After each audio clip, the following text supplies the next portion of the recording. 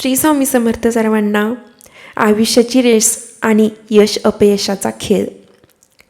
घोड्याची जशी रेस असते तशीच अगदी माणसंसुद्धा आयुष्याची रेसमध्ये धावत असतात. जे शेवटपर्यंत पुढे असतात ते नक्कीच जिंकतात. पण खरी कसोटी तेव्हा येते जेव्हा पाठीमागचे आपल्या पुढे जायला लागतात. तेव्हा मात्र पायाखालची वाळू सरकते आणि मग सुरू होतो हेवा देवा. हा तर आपल्या मागे होता, हा पुढे कसा गेला? आपण मागे कसे राहिलो? आयुष्याच्या प्रवासात लोक मागून येऊन पुढे कसे जात आहेत? हा प्रश्न पडतो. अशावेळी स्वतःलाच एक प्रश्न विचारायला हवा की आपण सुरुवातीला तर सर्वात पुढे होतो, तर आपण मागे का पडलो? मागून येणारे उगाच पुढे गेले नाहीत, तर त्यांनी आपल्यापेक्षा जास्त कष्ट केलेत. कारण खूप मागून पुढे जाणं सोपं नाही.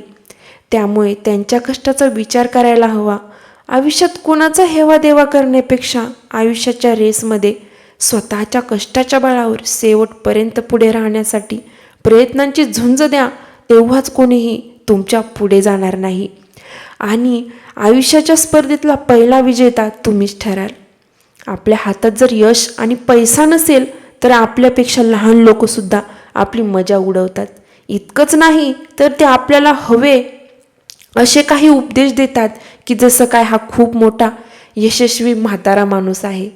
काही अडाणी लोकसुद्धा आपल्याला सांगतात की तुम्ही हे करायला पाहिजे, ते करायला पाहिजे, तुमचं हे चुकलं, तुमचं ते चुकलं.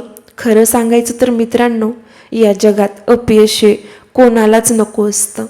प्रत्येकाला यश आवडतं, पण तरीही जगातील बहुतांश लोक अपयशी होतात. याचा अर्थ असा नाही की त्यांनी मेहनत घेतली नाही किंवा प्रयत्न केले नाही, असंही नाही.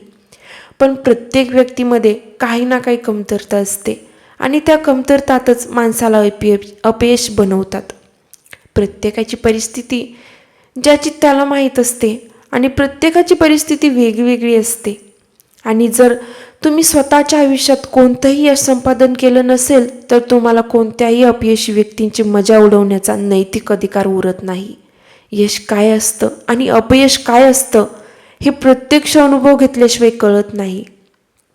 आणि जो अनुभव घेतो तो कोणाला नाव ठेवण्याच्या प्रश्नात कधीच पडत नाही.